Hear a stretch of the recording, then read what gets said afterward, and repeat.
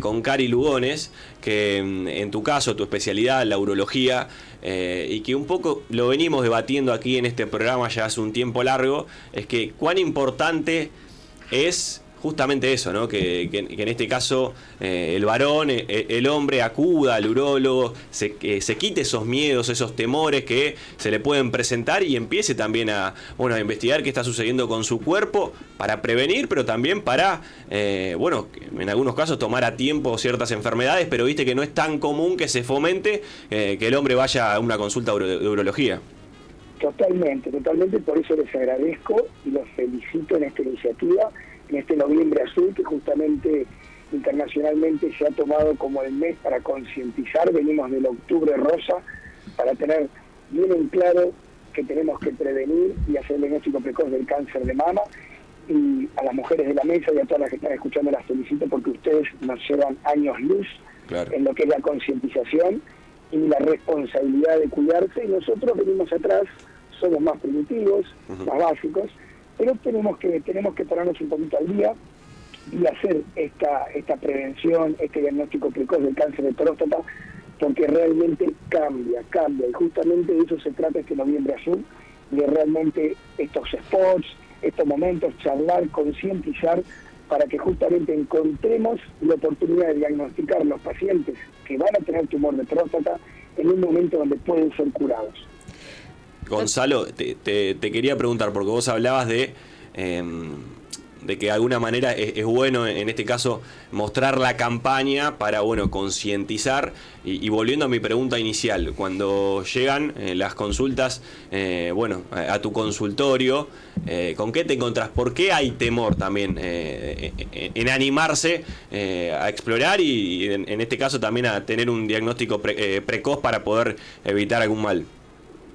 Bueno, justamente yo me encuentro con dos escenarios. La verdad que el escenario ha cambiado. Si vos me preguntabas esto hace 10 años, te decía que faltaba hacer todavía mucho trabajo. Y hoy te puedo decir que estamos a medio camino. ¿Por qué?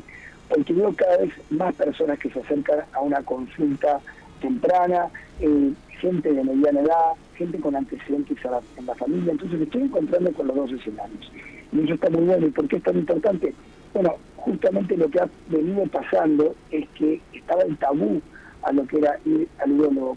Y entonces el hombre tomaba directamente la decisión un poco azarosa, ¿no? De tirar una moneda. Bueno, si me toca, y si no me toca, qué suerte. Pero hoy en día eso ha cambiado. Y eso fue muy de la mano del tan temido tacto rectal. Interesante que me lo preguntes, te lo saco yo en la mesa, de que justamente esa maniobra del examen físico del urólogo está muy asociada al temor a la consulta. Y hoy en día ha cambiado mucho eso, por dos razones. Una, no es que la tenemos que hacer de rutina sí o sí, ya hay evidencia donde eso cambia. Y después también el hombre se ha ayornado un poquito, ¿verdad? En el sentido de que realmente no es algo vejatorio, ni traumático, ni doloroso, y entonces esa combinación de ayornamiento mental, más también un uso más racional de la maniobra, ya que hay un montón de otros parámetros que nosotros utilizamos para poder diagnosticar precozmente el cáncer de próstata, ha hecho que, y obviamente con estas campañas como las que están haciendo ustedes de concientización, han hecho que la gente se esté acercando mucho más. Eso es muy bueno. Doctor, ¿cuándo debe realizarse una consulta de próstata? ¿Hay una edad determinada? Mira, si nosotros tenemos que elegir un solo número, tenemos que decir los 50 años. Ahora, si tenemos que hilar un poquito más fino, te tengo que decir que un paciente que tiene padre, tío, abuelo con cáncer de próstata, ¿verdad? O mismo la madre con cáncer de ovario y mama, y esto es muy importante porque están relacionados, claro, tiene que hacer la consulta antes, a los 45 años.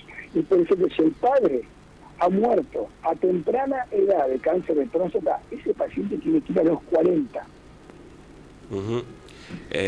Doctor, acá el señor Marcelo Suárez también te quiere hacer una consulta. Gonzalo, ¿cómo te va? Escúchame, ya que hablaste del cáncer de próstata, está muy bien todo lo que dijiste, que de alguna manera tiene que ver con, o la patología prostática, con la consulta al urólogo, pero hay algo mucho más fácil que es la palpación testicular, ya que lo linkeamos con el tema de la palpación mamaria en la mujer, para que explique también las características que tiene que tener el testículo para que la gente, digamos los hombres, tengamos la posibilidad de hacerlo periódicamente y podamos detectar a tiempo algún problema, ¿no? Sí, seguramente. Ahí estamos hablando de otra patología, pero con gusto. Lo que es la palpación testicular, sí está bueno que el hombre haga su maniobra de autoexamen.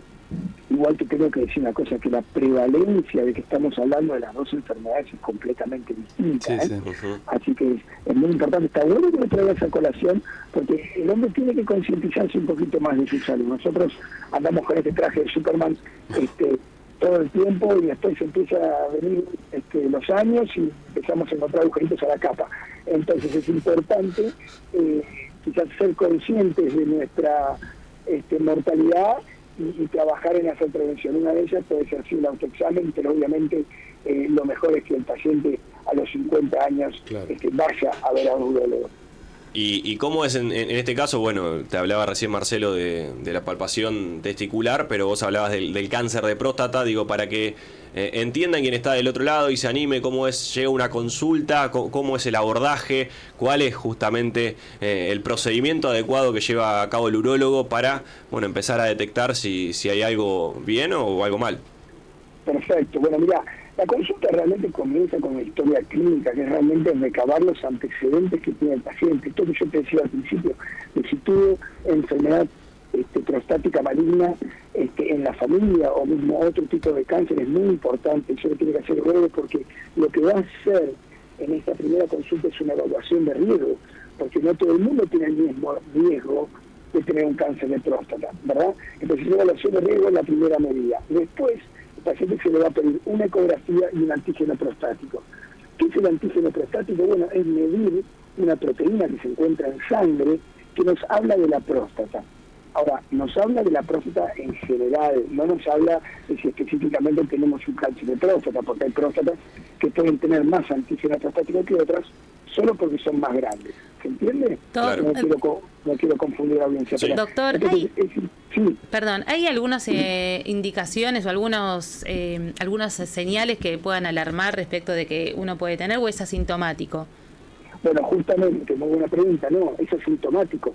Recién el cáncer de próstata da síntomas cuando se encuentra en etapas avanzadas. Por tanto, el famoso, no, yo me siento bárbaro, estoy bárbaro, así que ¿para qué consultar? No aplica si queremos tener un diagnóstico precoz. Fundamental. Y en ese sentido, hablamos permanentemente del diagnóstico precoz, es decir, de acudir a la consulta. ¿Cuál, en términos de porcentaje, ¿no?, de un abordaje precoz, en este caso de un cáncer de próstata, cuán beneficioso puede ser? Digo, te cuento porque nosotros hablamos en el Octubre Rosa con Juan Manuel Cerini, que es un ginecólogo que es participante de este programa, claro está, y él permanentemente habla tratando también de desmitificar y de dejar en evidencia que el cáncer de mama, por ejemplo, ya no tiene que ser abordado como un terror, sino como una enfermedad que, tratada a tiempo, puede ser curable y es curable en grandes porcentajes. Digo, en este caso, en el cáncer de próstata, ¿qué situación nos encontramos? Está muy bien. Y mirá, una situación muy parecida. De por sí, ya te digo, el cáncer de próstata no significa tratar.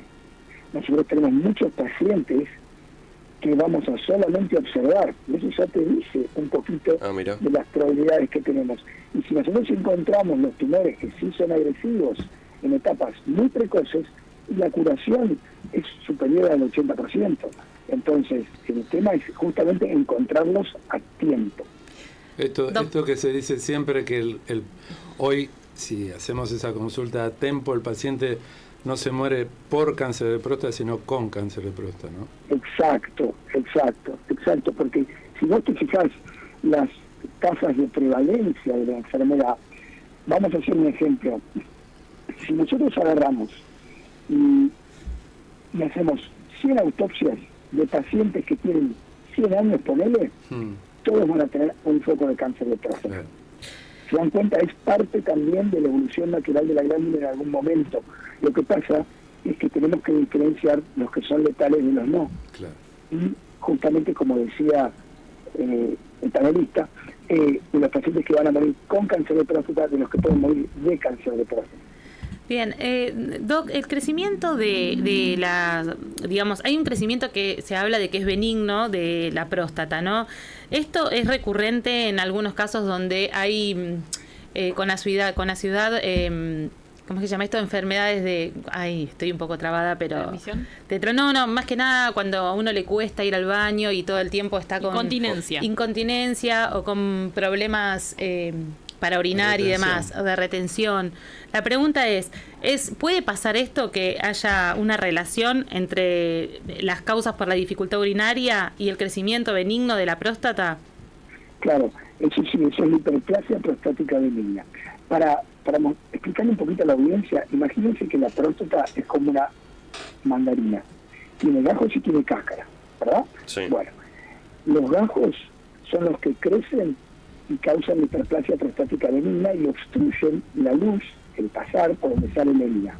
Ahora, el cáncer de próstata ocurre en la cáscara, el 85% en la parte posterior de la próstata. Entonces, las dos entidades pueden coexistir. Ahora, esos síntomas que vos me estás refiriendo, la dificultad para orinar, el aumento de la frecuencia, el goteo, esa sensación de no terminar de vaciar la vejiga, la urgencia, las levantadas por la noche, eso le causa la hiperplasia prostática benigna. Son los gajitos que han crecido y no dejan vaciar bien a la vejiga. Claro, que no necesariamente tienen que ver con el cáncer de próstata, pero sí ahí hay sintomatología. Y hay sintomatología y entonces uno dice, bueno, uy, ¿qué me pasó? Ok, perfecto, clarísimo. Pueden coexistir.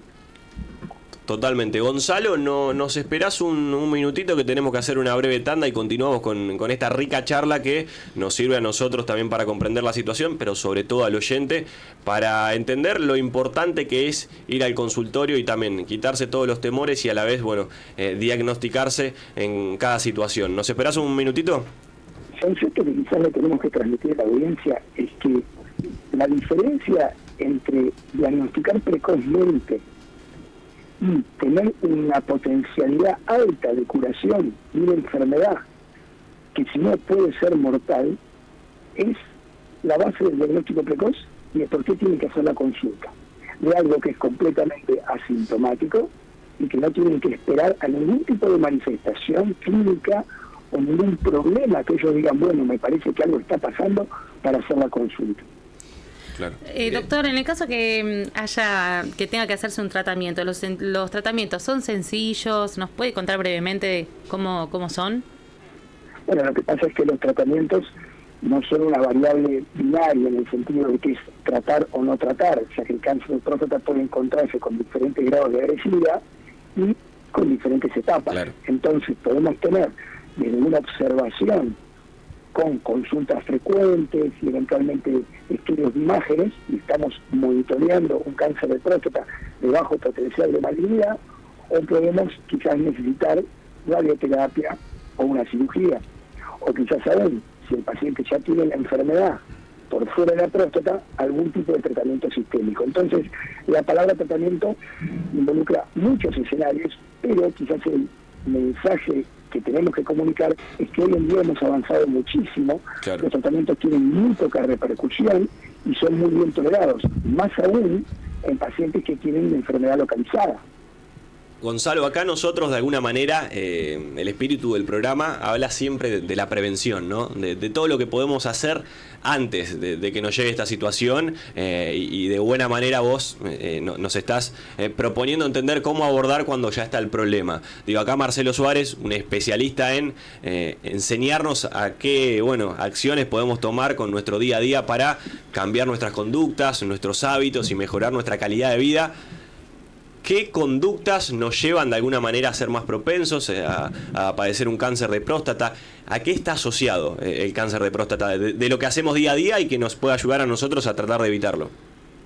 Bueno, las conductas son muy importantes. Los hábitos son fundamentales. Todo lo que es el sedentarismo, la obesidad, el consumo de grasas saturadas, el tabaquismo, el alcoholismo,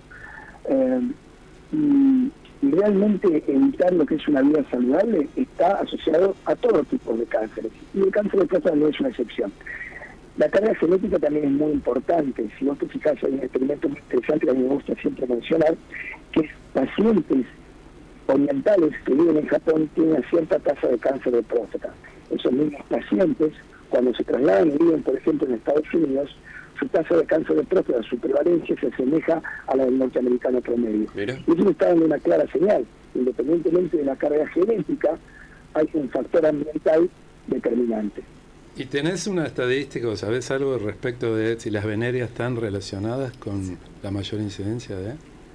No, las venerias no lo están. Ajá. Las venerias están más relacionadas a través del HPV con lo que es el cáncer de pene y el cáncer de cuello uterino. Okay. No obstante, hay conductas que se asocian entre sí. Entonces, los malos hábitos suelen estar compartidos. Bueno, una de mis preguntas era si, digamos, la enfermedad estaba relacionada con alguna enfermedad de transmisión sexual. Cuando hablamos de venerias estamos hablando de eso, así que nada, es parte de alguno de los mitos que se hablan alrededor del cáncer de próstata, ¿no? No hay una asociación con las venerias, nuevamente la carga genética y lo que te mencionaba antes. Por ejemplo, si vos querés tener una asociación muy importante que está muy clara, es por ejemplo la enfermedad cardiovascular. La enfermedad cardiovascular tiene una alta prevalencia en los pacientes con cáncer de próstata avanzado y comparten factores comunes. O sea, los pacientes que tienen más tasa de infarto, arritmias, accidentes cerebrovasculares, generalmente son hipertensos, obesos, sedentarios, tabaquistas. Y esos también son pacientes que tienen más prevalencia de cáncer de próstata. Doc, quizás ya hizo mención, pero se lo voy a volver a preguntar. ¿Cuándo hay que dejar de hacer pruebas de detección para el cáncer de próstata? ¿O hay algún momento donde se deja de hacer? Porque en el caso de las mujeres es todos los años hacer la mamografía y demás. En el caso del cáncer de próstata, ¿hay alguna indicación? Sí la hay, pero está atada directamente con lo que es la expectativa de vida. Claro. Entonces, el número abstracto, por ejemplo, no aplica a todos los hombres. Si uno tiene que tener un número en la cabeza, tiene que pensar que está entre los 75 y 80 años. Pero hoy en día, la extensión de la vida está haciendo que nosotros, en pacientes que, por ejemplo, tienen antecedentes en la familia de longevidad y no tienen criterios de riesgo y tienen lo que llamamos nosotros performance status, que sería realmente qué capacidad operativa tiene un paciente que no toma medicación, que está muy activo, y quizás está bien entrado en sus 70, casi 80 años, ese paciente quizás igual uno le puede llegar a hacer un monitoreo para ver si llega a encontrar un tumor de próstata que pueda ser de alto grado y entonces consecuentemente pueda llegar a cortar en la vida al paciente. Entonces está muy ligada a la expectativa de vida de cada caso. Por eso hay que hacer una evaluación de riesgo. No obstante, si vos querés llevarte un número, más o menos las guías de práctica clínica hoy en día recomiendan frenarlo entre los 75 y los 80 años. Excelente, Gonzalo, ha sido un gustazo para nosotros tenerte aquí en el aire de Splendid 990, muy claro todo y muy importante, que se hable de estos temas y sobre todo que les propongamos a la audiencia y a los pacientes en tu caso que se animen a pasar por el consultorio para tener un diagnóstico precoz, ¿no? Un abrazo grande. Totalmente.